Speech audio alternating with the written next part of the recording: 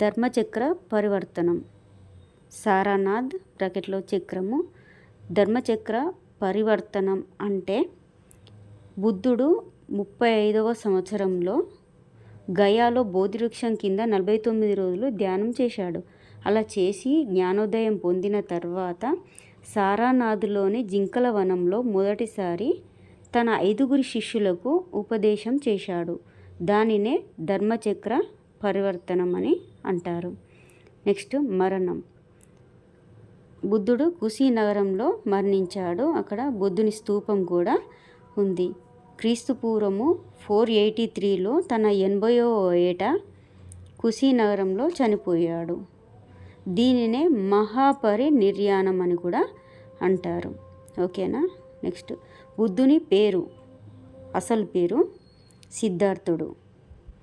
బుద్ధుని తెగ శక్య తెగ, అందుకే శక్యముని అని కూడా గౌతమ బుద్ధుని అంటారు. ఓకే. బుద్ధుని తండ్రి శుద్ధోదనుడు.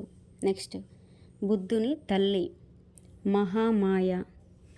గౌతముడు మహామాయకు కపిలవస్తు నుంచి శ్రవస్తికి వెళ్తుండగా మార్గ మధ్యలో లుంబిని వనంలో సిద్ధార్థుడు జన్మించాడు.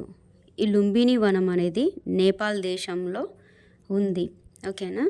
సిద్ధార్థుడు జన్మించిన 7 రోజులకు మహామాయ చనిపోయింది. ఆ తర్వాత తన పినతల్లి అయిన గౌతమి ప్రజాపతి అతడిని పెంచి పోషించింది. ఇక్కడ పెంచి పోషించిన తల్లి ఎవరు అని అడిగితే గౌతమి ప్రజాపతి అని పెట్టాల్సి ఉంటుంది. నెక్స్ట్ సిద్ధార్థుని భార్య అంటే గౌతముని భార్య యశోధర. నెక్స్ట్ గౌతమ బుద్ధుని కుమారుడు రాహులుడు. నెక్స్ట్ రథసారథి చెన్న. ఓకే.